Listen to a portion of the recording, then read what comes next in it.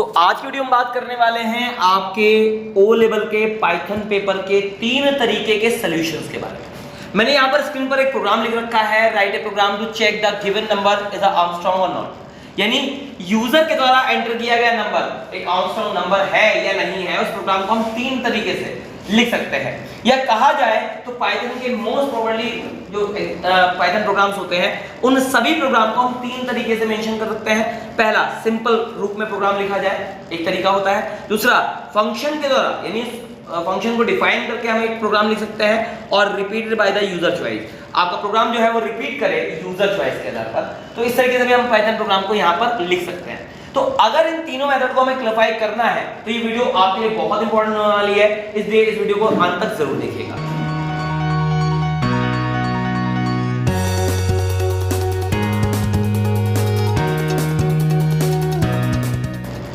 Hi friend, this is Ashwin Kumar Awasthi, you are watching my YouTube channel Ashwin Awasthi. तो आज की video में हम बात करने वाले हैं वो एक ही प्रोग्राम को 3 तरीके से कैसे लिखा जाता है, इसके बारे में बात करने वाले हैं। तो सबसे पहले हम चलते हैं अपनी आइडियल स्क्रीन पर और एक सिंपल प्रोग्राम के रूप में उसको कैसे लिखा जाएगा उसके बारे में बात करते हैं। तो यहाँ पर हमें क्या करना है, अपना आइडियली ओपन करना है और आइडियली ओपन करने के बाद हमें यहाँ पर इस प्रोग्राम को लिखना है। ठीक है, यहाँ पर आइडियली आया है, यहाँ से हमें क्लिक करना है आपके फाइल पर और यहाँ से क्लिक कर लेना है न्यू फाइल के लिए। जैसे हम न्यू फाइल पे क्लिक करेंगे, यहाँ पर हमारा प्रोग्राम का प्रोसीजर आ जाएगा। अब हमें क्या करना है, इस प्रोग्राम को यहाँ पर लिखना है। प्रोग्राम में हम लिख रहे हैं यहाँ पर सबसे पहले हमें यहाँ पर डिफाइन करना है n equal to input int bracket start input bracket start enter a number, double quotes close करने हैं यहाँ पर और ब्रैकेट क्लोज करने हैं 2 और एंटर कर देना है। अब एक नंबर दिया गया है जो यूजर के द्वारा दिया गया है और ये नंबर जो है वो हमें डिटरमाइन कराना पड़ेगा आपके प्रोग्राम के लिए। अब यहाँ पर इस नंबर को हमें एक वैल्यू में लोड करना पड़ेगा और जिसकी वैल्यू को हम डिटरमाइन कराएं तो वो वैल्यू डिटरमाइन कराएगा किसमें, आपके n की वैल्यू को हमें लोड करना है किसमें, i में। तो हमने इक्वल टू i लिख दिया है, एंटर प्रेस किया है, यानी जो भी n की वैल्यू है वो किस पे लोड हो गई है, i की वैल्यू पे लोड हो गई। इसके बाद यहाँ पर हमें डिटरमाइन करानी है अपनी पहली कंडीशन को, जहां पर हम लिखते हैं क्या, while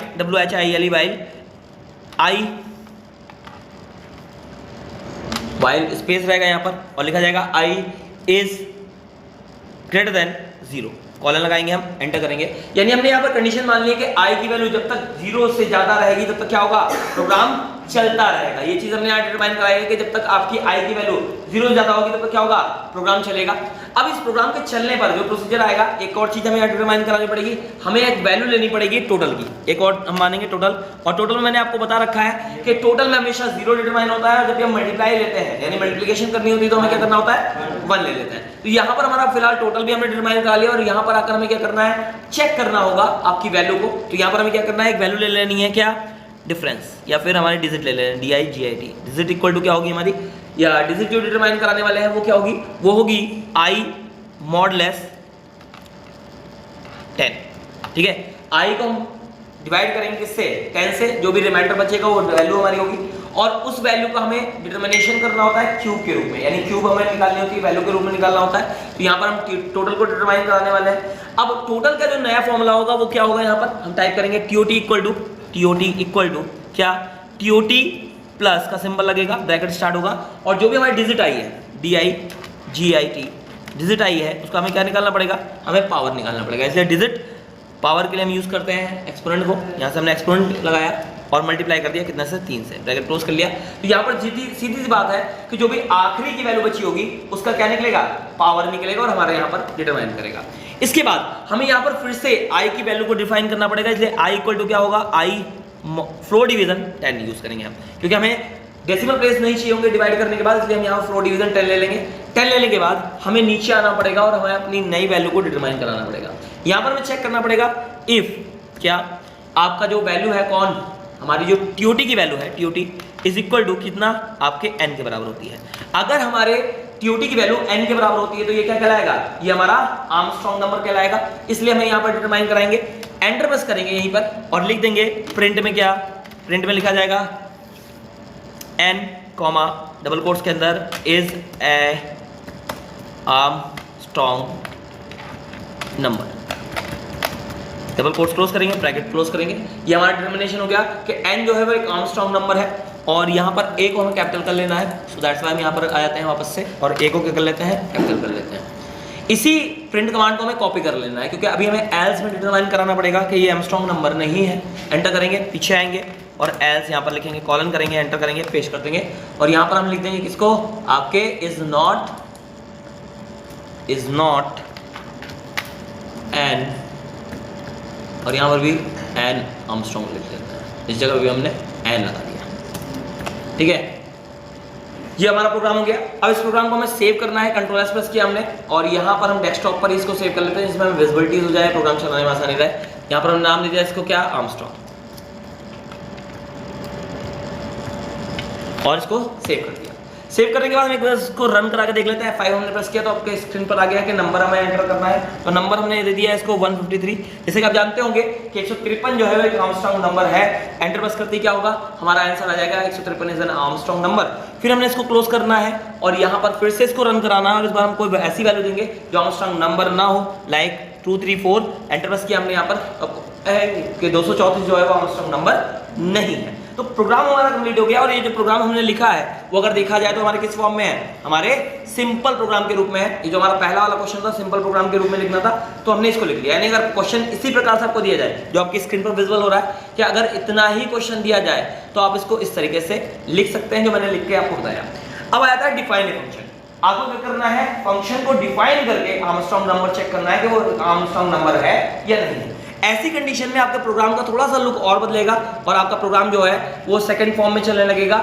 ये जो फॉर्म था वो हमारा सिंपल फॉर्म था, पहला फॉर्म था। यहीं पर हमें एंटर करना है। एंटर करने के बाद यहाँ पर हमें लिखना है def arm, bracket start, bracket close कर देना हमें यहाँ, क्योंकि हम इस फंक्शन को डिफाइन कर रहे हैं एज ए आर्मस्ट्रांग और इसके अंदर ही हम यहाँ पर क्या करेंगे, डिटरमाइन करेंगे टैब से, और इसको भी टैब से लेंगे अंदर, इसको भी टैब से जाएगा ये भी, और ये पूरा प्रोग्राम यहाँ पर हमारा टैब से डिटरमाइन करा देगा। ठीक है, सिर्फ यहाँ पर हमें इंडेंटेशन चेंज करनी है और कुछ नहीं करना है। यहाँ पर आएंगे पीछे, इसको पीछे करेंगे, सिर्फ इंडेंटेशन चेंज करनी है और कुछ नहीं करना है, सिर्फ ऊपर एक फंक्शन डिफाइन कर देना है, उसके बाद आपको इंडेंटेशन चेंज कर देनी है। चेंज करने के बाद अब यहाँ पर हमें नई लाइन में, फ्रेश लाइन में आना है, क्योंकि हमने जो फंक्शन डिफाइन किया है उसे हमें कॉल भी करना पड़ेगा। और कॉल करते समय हमें यहाँ पर प्रिंट कमांड नहीं यूज करनी है, क्योंकि रीजन ये है कि जब हम प्रिंट कमांड यहाँ लगा चुके हैं तो हमें यहाँ प्रिंट यूज नहीं करना है। अगर यहाँ प्रिंट हमने ना लगाया होता, रिटर्न लगाया होता, इस जगह पर अगर हमने इस प्रिंट कमांड की जगह रिटर्न का यूज किया होता तो हमें क्या करना था, हमें यहाँ पर प्रिंट कमांड लगानी पड़ती, राइट। सो दैट्स व्हाई हमें प्रिंट कमांड लगाने की जरूरत नहीं है। हमें सिर्फ यहाँ पर क्या करना है, अपने इस फंक्शन को कॉल कर लेना है। तो कॉल करने के लिए क्या करेंगे, हम फंक्शन का नाम लिखेंगे ARM और ब्रैकेट स्टार्ट, ब्रैकेट क्लोज कर देंगे। वैसे क्या होगा, हमारा ये फंक्शन क्या हो जाएगा, कॉल हो जाएगा। सेव कराएंगे और इसको रन कराएंगे। जैसे हम रन करा रहे हैं सेम फंक्शन उसी तरह के प्रोग्राम, सॉरी यहाँ पर सिंटैक्स इनवैलिड हो गया क्योंकि रीजन यह है कॉलन मिसिंग हो गया। यहाँ पर आपको कॉलन लगाना है और उसको वापस से सेव करना है और रन कराना है। ठीक है, F5 प्रेस कर रहे हैं यहाँ पर हम अगेन, और हमारा प्रोग्राम फिर से वैसे चल गया है। और हम फिर चेक कर सकते हैं 153, आपको पता है आर्मस्ट्रांग नंबर होता है, जैसे मैंने टाइप किया है यहाँ पर उसने चेक करके आपको बता दिया। तो ये सेकंड मेथड है जिसमें आप फंक्शन को डिफाइन करके सेम प्रोग्राम लिख सकते हैं। सिर्फ 2 लाइनें बड़ी हैं और आपका प्रोग्राम थोड़ा सा चेंज हो गया है कहने के लिए, और आप लोग ऐसा करते हुए कंफ्यूज हो जाते हैं। सो दैट्स व्हाई मेरा ये प्रोसीजर था कि मैं आपको इस तीनों तरीके के प्रोग्राम लिखने का तरीका बता दूं, जिसमें अगर आपका कोई भी प्रोग्राम, जो लिस्ट मैंने आपको 25 प्रोग्राम की लास्ट वीडियो में दी थी, उसमें अगर कोई भी प्रोग्राम आपको डाउट करता है, क्रिएट करता है, तो आप आराम से उसको प्रोसीड कर पाएं और आपका पेपर अच्छा जाए। मेरा मेन मकसद यही है कि आपका पेपर अच्छा जाए। और वीडियो की इंपॉर्टेंस को देखते हुए मैं एक बार फिर से आपको बताना चाहूंगा, क्योंकि लास्ट में वीडियो को शेयर करना भूल जाते हैं, तो अभी मौका है, मैं 2 सेकंड 30 सेकंड का आपको टाइम दे रहा हूं, आप वीडियो को शेयर कर दीजिए और फिर वापस से हम इस वीडियो को कंटिन्यू करते हैं।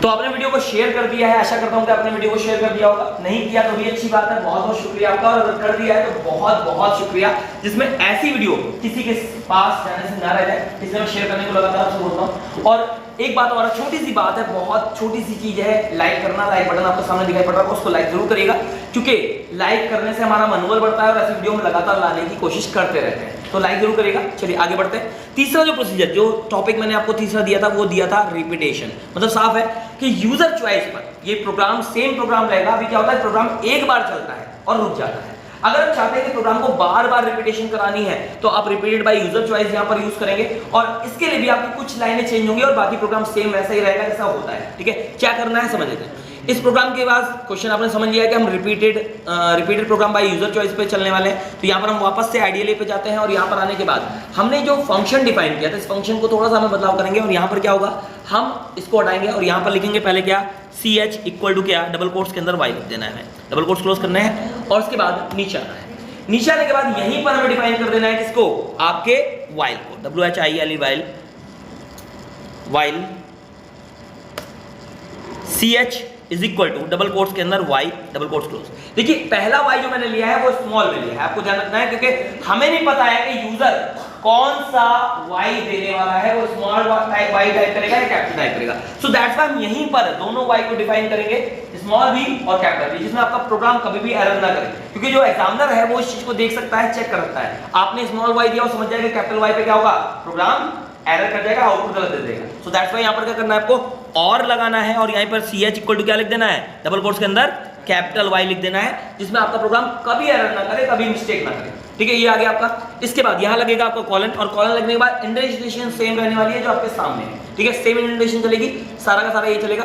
बस यहां पर लास्ट लाइन में फिर से आपका बदलाव होने वाला है और जहां पर आपने एज डिटरमाइन कराया है इसी इंडेंटेशन पे आपको आना है और फिर से ले लेना है क्या, ch इक्वल टू। ठीक है, ch इक्वल टू होगा और यहां पर आप लेंगे इनपुट, ब्रैकेट स्टार्ट होगा आपका, डबल कोट्स के अंदर लिखेंगे do you want to run again, यहां पर आपका डबल कोट्स क्लोज हो जाएगा और यहीं पर आप क्या लिखेंगे, y/n, यहां पर डबल कोट्स क्लोज होगा, ब्रैकेट क्लोज होगा। ठीक है, और हम सेव कराएंगे। प्रोग्राम आपका कंप्लीट हो चुका है, सिर्फ रन कराने के लिए दे रही है। मैंने यहाँ पर क्या किया है, आपका F5 प्रेस किया है इस प्रोग्राम के लिए, और जैसे F5 प्रेस किया यहाँ पर एक एरर आ गई क्योंकि डबल इक्वल टू होते हैं यहाँ पर, और मैं गलती से सिंगल लगा बैठा हूँ। तो यहाँ पर आपको क्या करना है, ओके पे क्लिक करना है और इस जगह पर आपको डबल इक्वल टू देना है, एक और इक्वल टू देना है, और यहाँ पर भी सेम चीज होगी क्योंकि हम इक्वल टू डिफाइन कर रहे हैं ना कि असाइन कर रहे हैं। तो हमने असाइन नहीं करना है, इक्वल टू करना है और सेव कराना है अगेन, और यहाँ पर F5 से रन कराना है। तो एंटर ए नंबर की बात आ गई है, नंबर एंटर करना है। तो मैंने यहाँ से फिर से 153 दिया है, एंटर किया है, तो उसने बता दिया हमें 153 आर्मस्ट्रांग नंबर, और नीचे पूछ लिया do you want to run again, क्या आप इस प्रोग्राम को दोबारा से रन करना चाहते हैं। तो हमें क्या करना है, यहाँ पर Y प्रेस करना है, एंटर करना है, तो उसने दोबारा से नंबर पूछ लिया। अभी तक क्या होता था, प्रोग्राम सिर्फ एक बार चलता था, दोबारा नहीं चलता था, मगर अब आपका प्रोग्राम बार बार चलता रहेगा आपकी चॉइस पर, यानी जो आप चॉइस रखेंगे उसके अकॉर्डिंग चलेगा। तो यहाँ पर मैंने फिर से नंबर दे दिया है 456 और एंटर प्रेस किया है, तो यहाँ पर उसने बोल दिया कि आर्मस्ट्रांग नंबर नहीं है। और फिर अगर हम चेक करना चाहते हैं यहाँ पर फिर चेक कर सकते हैं, हमने वापस से Y प्रेस किया, एंटर किया, और जैसे मैंने Y प्रेस करके किया तो उसने दोबारा से नंबर आपसे पूछ लिया है। मैंने इस बार फिर से दिया है आपके 345, एंटर प्रेस किया हमने यहाँ पर, तो यहाँ पर आपको दिखाई पड़ रहा है फिर से नंबर पूछ रहा है। इस बार मैंने N प्रेस किया है, ठीक है, N या कोई भी की, ये चीज है कि उन्होंने सारी कीज को डिफाइन नहीं किया है। तो अगर आप N प्रेस करते हो तब भी आपका प्रोग्राम बंद हो जाएगा, और अगर आप कोई और की प्रेस करते हो, देखिए मैंने डिफाइन तो कुछ किया नहीं है, सो दैट्स व्हाई अगर मैं A भी प्रेस कर देता हूँ तब भी उसके लिए क्या हो जाएगा, अदर हो जाएगा और आपका प्रोग्राम रन करना बंद कर देगा। तो ये थी आपकी तीनों मेथड पर बनाए जाने वाले प्रोग्राम का तरीका, और इन तरीके को अगर आप क्लैरिफाई कर लेते हैं तो मेरी ये आशा है कि आप एक अच्छा पाइथन का पेपर दे जा सकते हैं प्रैक्टिकल में। तो ये एक इंपॉर्टेंट वीडियो रही है, ठीक है। आशा करता हूं कि आपको वीडियो अच्छी लगी होगी, अगर अच्छी लगी हो तो लाइक जरूर करेगा, और चैनल पर नए हैं तो सब्सक्राइब जरूर कर लीजिएगा, क्योंकि ऐसी लगातार वीडियो आपको मिलती रहती है इस चैनल पर। एट लास्ट में ये कहना चाहूंगा, thanks for watching my video, thank you.